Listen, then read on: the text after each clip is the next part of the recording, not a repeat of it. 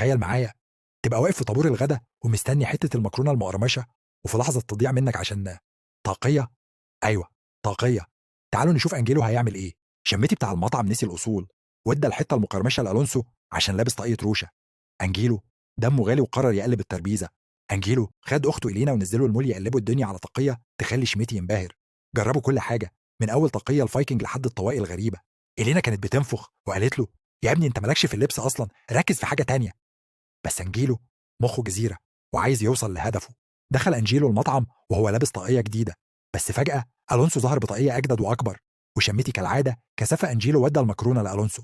لولا اقترحت خطة مجنونة يخدروا شمتي ويبدلوا المكرونة بكرتون ملون. بس أنجيلو قالها: لا يا لولا، إحنا مش بتوع سجون، إحنا بتوع علم. شيرود العبقري دخل على الخط. قلبوا الجراج معمل أبحاث وجابوا عيال المدرسة عشان يعرفوا إيه أكتر طاقية بتزغزغ المخ. وصلوا الواد باترفينجر بأسلاك وحساسات وبدأوا يعرضوا عليه صور الطواقي. أول ما شاف طاقية معينة ضربات قلبه سكنت. هو ده السر، بدأوا شغل بجد.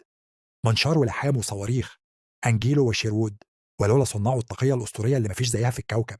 أنجيلو دخل المدرسة بميكس غريب: رادار وديل راكون ومروحة وطفاية حريق فوق دماغه.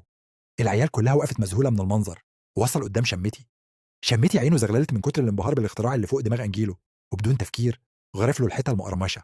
أخيرا أنجيلو حط أسنانه في المكرونة اللي بتقرمش. العلم نور يا جدعان، والمظاهر هي اللي بتكسب في الآخر. أناجيلو خارج بانتصاره، بس لقى المدرسة كلها قلدت طاقيته وبقوا كلهم شبه بعض.